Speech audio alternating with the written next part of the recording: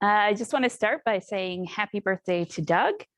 And I want to thank the organizers for inviting me to speak here. It's really great that we can all gather together to celebrate.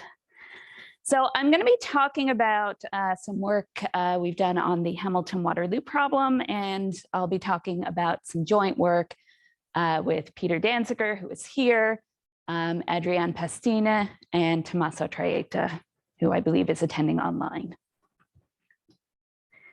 So the Hamilton-Waterloo problem is a two-factorization problem. So let me just introduce some of the terms and notation that I'm going to be using.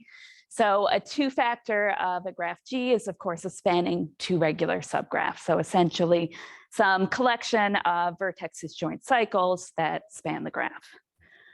So I'll be using left exponential notation to denote how many cycles we have of each size. So here F is alpha 1 M1, alpha 2 M2, and so on. This says we have alpha 1 cycles of length M1, alpha 2 of length M2, and so on. And in particular, if all of our cycles have the same size, so a factor of the form alpha M, this is a uniform factor with cycles of length M, and I'll refer to that as a CM factor. So a two-factorization of a graph G is a decomposition of G into two factors. And in particular, a two-factorization where each two-factor is isomorphic, say, to F is, I'll refer to that as an F factorization. So quick example, here's a two-factorization of K9 into C3 factors, which I think we'll all recognize as the Kirkman triple system of order 9. So here is one two-factor, another, and another, and between them they contain all of the edges of K9.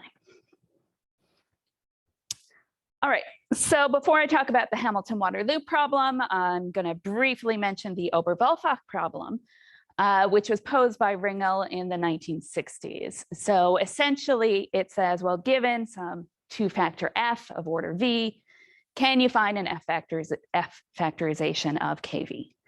This is often framed as a seating problem. So if we have V people attending a conference at Oberwolfach, and we have a dining room with round tables of given sizes, can we seat the participants over successive days so that every person gets the opportunity to sit next to every other person exactly once?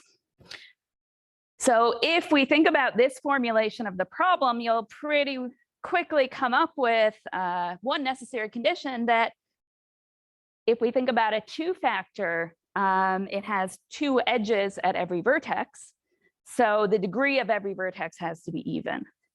So if we want to factor KV, V has to be odd. So for the V even case, the common trick is to first remove a one factor and instead look for an F factorization of KV minus I. So this is sometimes called the spouse avoiding variant, where in the seating problem, everybody sits next to everybody else except for their spouse. So I'm going to use KV star to denote KV if V is odd and KV minus I if V is even. So OPF then will denote the question of whether KV star has an F factorization. I'm not going to talk too much about the background on the Oberwolfach problem. Peter is going to be talking a bit more about this in his talk, so I'm sure he will give us some more details. I will mention the case that I'm going to be using a little bit later on. So the particular case that F is a uniform two-factor has been completely solved back around about 1990, and you'll see that in the papers which solve this, Doug Stinson was one of the authors on one of these papers. It's a very nice paper that we've used a lot dealing with the odd case. All right, so let's talk for a few minutes about the Hamilton-Waterloo problem. What is that all about? So this is a variation of the Oberwolfach problem. Now, instead of looking for an F factorization, I have two different two factors, say F1 and F2. So I want to know now, given a graph G, which is going to be KV star in a moment, but I want to say, given a graph G, can I find a two factorization into alpha copies of F1 and beta copies of F2? So essentially in the seating problem variant of this, now there are two dining rooms. One is in Hamilton and one is in Waterloo. So I'm told that the origin of this naming came from some back-to-back Ontario Combinatorics workshop instances in Hamilton and Waterloo. So in particular, notation-wise, I'm going to be considering the case where the factors F1 and F2 are both uniform. So if F1 is a Cm factor, F2 a Cn factor, I'm going to write it like this. So I'll replace F1 and F2 by M and N. And for the most part, I'm going to be dealing with KV star, in which case I'll just write V in place of the graph G. All right, so here's an example. So we're going to find a two factorization of K8 minus a one factor, where we have two C8 factors and one C4 factor. So here's a C8 factor, edges of difference 1. Edges of difference 3 give us another C8 factor. And then the edges of difference 2 give us a C4 factor. If we put them together, we see we get all of the edges of K8, except for those black ones here, which form a one factor. All right. So a little quick word about the obvious necessary conditions for a solution to exist. So in particular, if we have a solution to the Hamilton-Waterloo problem, V, Mn, alpha, beta, the cycle lengths, of course, have to be at least 3. The order V has to be divisible by both M and N in order to get our two factors to exist. And the total number of two factors, alpha plus beta, has to be the floor of V minus 1 over 2. A quick remark as well before we go on, some assumptions that we're going to be making in the rest of the talk. If alpha or beta is 0, or if M is equal to N, then this comes back to an instance of the uniform Oberwolfach problem. So from now on, I'm going to be assuming that I want a positive number of each of the two factor types, and that the cycle lengths in the factor types are different. And as well, if M and N, the two cycle lengths, have the same parity, then I'm going to assume that M is less than or equal to N. So most of the research on the Hamilton-Waterloo problem has been on the uniform case, and that, again, is what I'm going to be talking about here. So I want to go through some of what is known about the Hamilton-Waterloo problem. Until fairly recently, a lot of the results considered particular cycle lengths or families of cycle lengths. So you can see a big list up here of some of the cycle lengths that have been studied. And you can see that this has attracted a lot of attention by a lot of different authors. There have been some families of cyclic solutions found by Baratti, Rinaldi, Danziger, Mirella, and Traetta. And very recently, there is a proof of asymptotic existence. So if V is sufficiently large, it is known that a solution exists. But this asymptotic existence result is non-constructive, and it doesn't actually give us a way of determining a lower bound to know exactly when this kicks in. So yeah, so I want to talk about sort of some of the work that we've done sort of subsequent to this. So Peter Tommaso and I sort of came into this, I guess about, well, our first paper appeared about 5 years back. And we started by looking at the case where our two factors have odd cycle lengths. So essentially, we were able to come up with a very general result, which gives sort of a near complete solution, but it does leave possible exceptions in a few cases in particular. when alpha or beta is small, so if alpha or beta is 1 or if beta is 3, for a few small values of V, so the LCM of M and N, twice that or 4 times that, and a couple of pesky exceptional families that sort of come out of the techniques that we've used. In the case where the cycle lengths are even, there's actually a fair amount has been done. Coming from work of Hagfus and Bryant and Danziger, we get a complete solution when V is 0 mod 4, except with that their techniques don't tell us how to solve the case when alpha or beta is 1. And when B is 2 mod 4, they leave some possible exceptions when alpha and beta are both odd. They, together with Dean, they did as well solve the case when M divides N, where M and N are both even. One thing I'll mention, these results on this slide, they're actually much more general. They can deal with non-uniform bipartite factors as well. So we were able to sort of plug some of the gaps in that.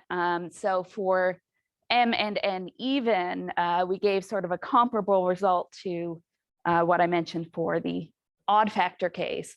So again, we do have some possible exceptions when alpha or beta is 1, beta is 3, or for smallest possible value of V. You'll notice there are lots of exceptions for small alpha and beta. And this is something that's very common. This has been a case that has been proved difficult to tackle. I'll talk a bit more about that in a minute. The other possibility is that our cycle lengths have opposite parity, 1 odd, 1 even. And this has been as well sort of a trickier case to deal with. So together with Peter and Tommaso, we have this result when M divides N. We can solve this provided these conditions here are satisfied. So there's an inequality saying things can't be too close together. And again, beta can't be 1. Beta is at least 3 in this case. At around the same time, Kiranen and Pastina looked at the opposite parity case as well, and they were able, sort of coming at it from a different angle, to give a fairly general result here that deals with the case when V is divisible by 4 to the k, where our even cycle length has the form 2 to the k times some odd number. And again, you can see as well, alpha and beta being 1 are still exceptions here.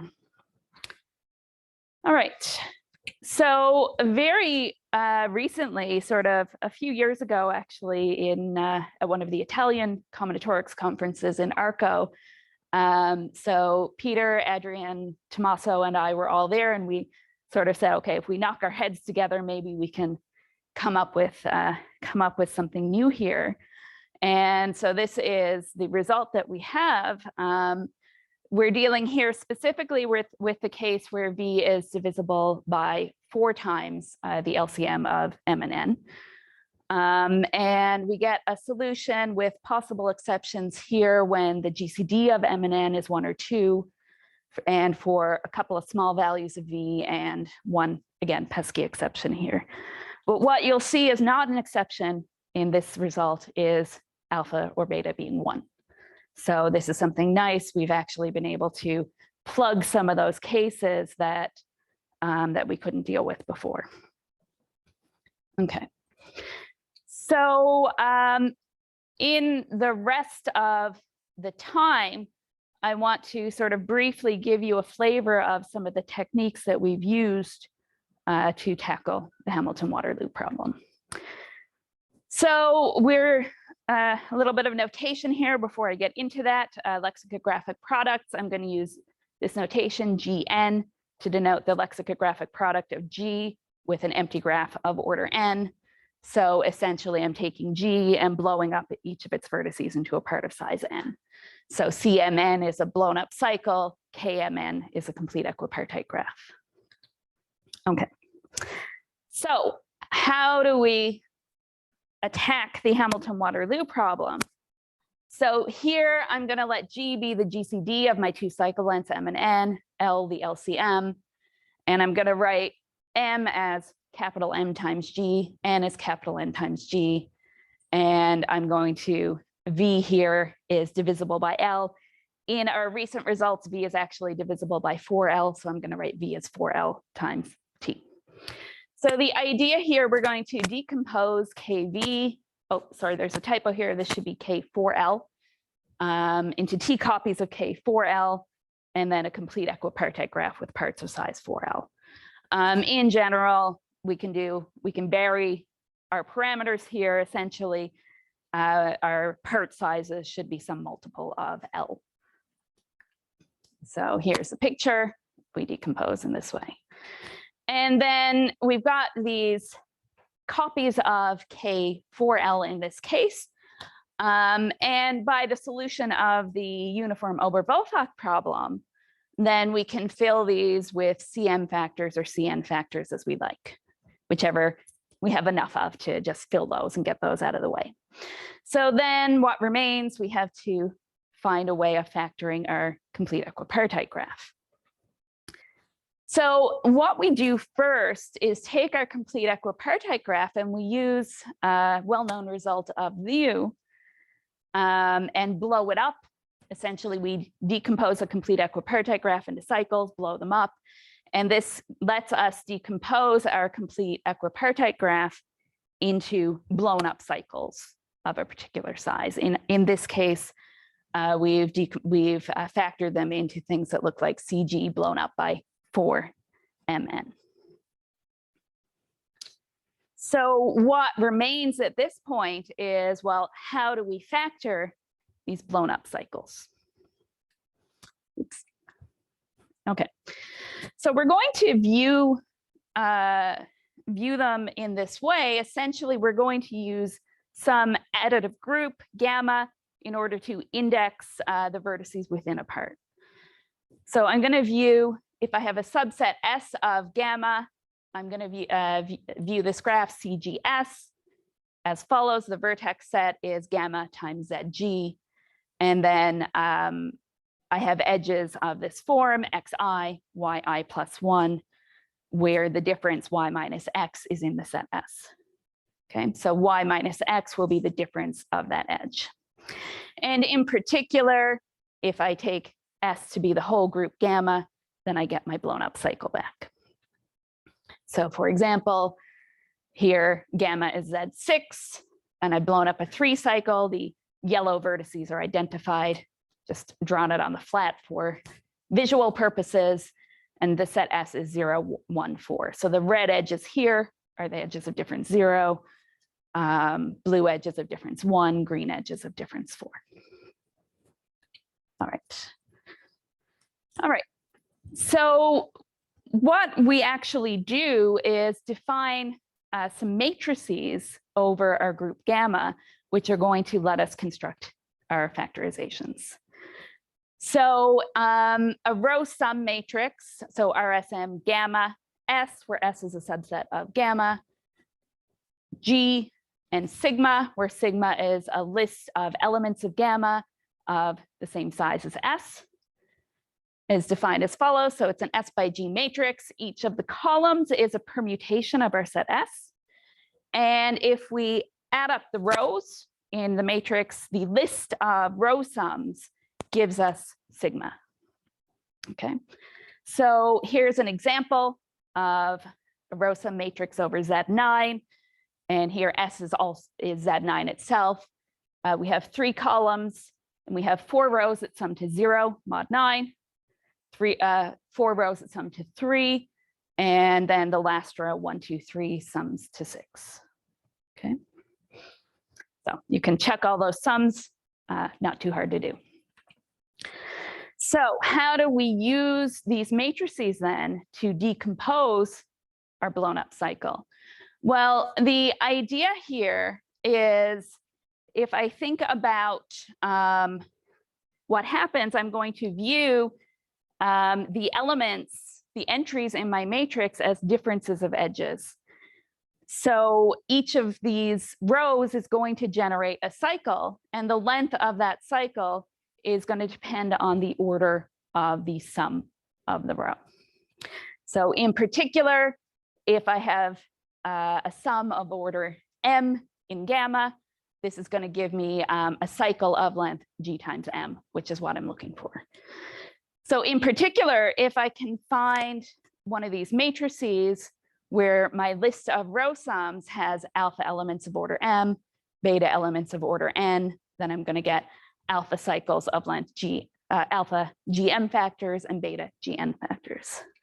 So here's a picture to show you the idea of how this works. So if I look at this top row, 0, 0, 0, that has order 1 in, what group am I working in? Z9. So essentially, if I follow 0, 0, 0, I get a 3 cycle. And then I can develop this by the action of Z9 to give me a C3 factor. This row 2, 4, 6. So here's difference. So 2, 4, and then 6, which is -3. This has order 3 in Z9. So I don't get back to the vertex I started with. So I continue 2, 4, 6, continue again 2, 4, 6. Now I've closed up the cycle. I get a cycle of length 9. And again, I can develop that to give me a C9 factor. So similarly, 1, 2, 3, again, gives a C9 factor. So here, using our row sum matrix, we've got a solution to the Hamilton-Waterloo problem, C3, 9, with 4 C3 factors and 5 C9 factors. Okay. So in a lot of the previous work we've done, we've used similar techniques to this, and we've used differences over the cyclic group. And sort of in doing that, we were not able to come up with solutions when, in those tricky cases, when alpha or beta was 1. So what we've done here, we've actually said, okay, let's look over different groups. So in particular, we are frequently here using the generalized dihedral group, given here, gamma, which can be represented as a semi-direct product of G with Z2, where G is Zm times Z2n. So I'm going to just briefly go through the idea of one of the cases, again, just to give you a flavor of how we've done this. So we're looking here at the case when alpha and beta are greater than or equal to 3. They're both odd, and n is divisible by 4. So in this case, what we did is sort of split it up. We split up our group gamma into 2 gamma and gamma minus 2 gamma, and we're going to construct a row sum matrix over each of the 2. So we take our value of alpha that we're looking for, and we split it up into 2 pieces. So alpha 1, defined in this way, alpha 2, alpha minus alpha 1, and then beta 1 and beta 2 similarly, so that alpha 1 plus beta 1 adds to the size of 2 gamma, alpha 2 plus beta 2 adds to the size of gamma minus 2 gamma. And then we construct a row sum matrix for each. So I'm going to look a little bit at this second matrix, how we form that one. One thing I will mention, we also have a result which tells us essentially if we're working in nice groups, which we are, we actually only need to do this for G equal 3, and then we can get any value of G from that. So we construct a row sum matrix with 3 columns, and we want alpha 2 rows with sum of order m, beta 2 with sum of order n. So the idea here, we take an element xy in Z2G, excuse me, in 2G. If we have 3 permutations, phi 1, phi 2, phi 3, this triple phi, we can define a 3 by 3 matrix, A depending on phi and xy, and a prime as well. And we're going to do this in such a way that the rows in A sum to expressions of this form. So phi h xy minus xy and 0. And then the rows in A prime sum to an expression of this form. Okay, so here's what it looks like. I'm not going to go through all the details here. Essentially, we do this by defining some particular permutations, which are given here. Essentially, what this does using these permutations ensures that as we go over the elements of 2G, we're going to get that the columns give us permutations of gamma minus 2 gamma. And these permutations are formed in such a way that we get the row sums that we want. A prime is formed by just swapping 2 of the columns. So we form a column block matrix with blocks of the forms A or A prime. Our row sums have these 2 forms. And the idea is we want to choose these permutations by H in such a way that give us the orders of the sums that we're looking for. And in order to do this, we use this result from Marshall Hall in the 50s, which essentially tells us that how we can form a list of expressions of this form phi of AI minus AI that give us the orders that we like. So I'm going to finish up. I've just got here a summary. Here are the open cases that are now left of the Hamilton-Waterloo problem to completely solve it. You can see we're sort of whittling them down quite a bit.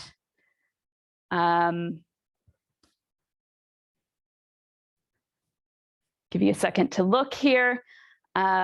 We still do have alpha equal 1 and beta 1 and 3 in the case that V is not divisible by 4L. The GCD being small in the case that V is divisible by 4L. Few small values of V and a few pesky exceptions. So I will just finish by just giving a couple of extra remarks. Our solutions give us as well 2 factorizations of complete multipartite graphs. I will mention that the techniques that we've been using, they would also apply to construct solutions of the generalized Oberwolfach problem, where we're looking for maybe more factor types, although we've been focusing on Hamilton-Waterloo in this paper. So thank you.